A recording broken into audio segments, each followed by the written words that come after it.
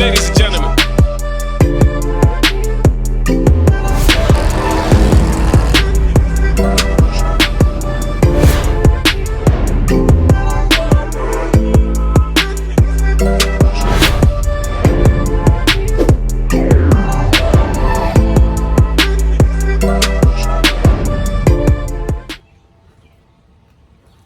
Alright, so what's up YouTube?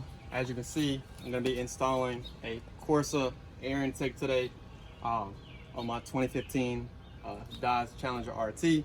All that you need to pretty much take off or loosen is going to be a 5/16 bolt here to loosen up the air duct from the throttle body, another 5/16 bolt right here to be able to pick it up, and then you're going to loosen up your hose from your air duct. All right, some people call it a crankcase hose, whatever you want to call it. It's literally a hose that is a breather filter into the engine. From there, literally all you have to do is take the sensor off that's here. All right, be careful not to snap it or anything. You're going to loosen up from the throttle body, and you're going to pick straight up, and your box comes right out. All right, make sure you set it aside out of the way because you're going to reuse some of the parts that came with it.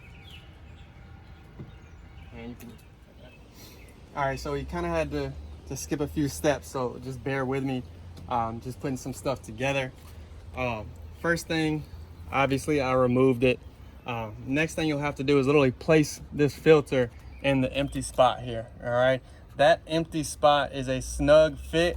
I chose not to use the spacer here just because it fit a little bit better, and we were having an issue with the screw, and it fit all the same. Now, if you look down in there, there is a little funnel or a tunnel where the air actually comes up into the filter, and that's exactly what you're looking for.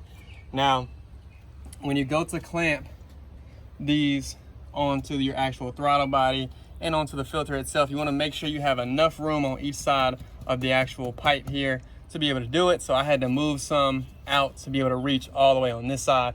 And then, of course, make sure your hose is all the way up on the throttle body, and make sure you don't over tighten. All right, so now I'm kind of at the last step, and that is just pretty much this breather hose that is supplied.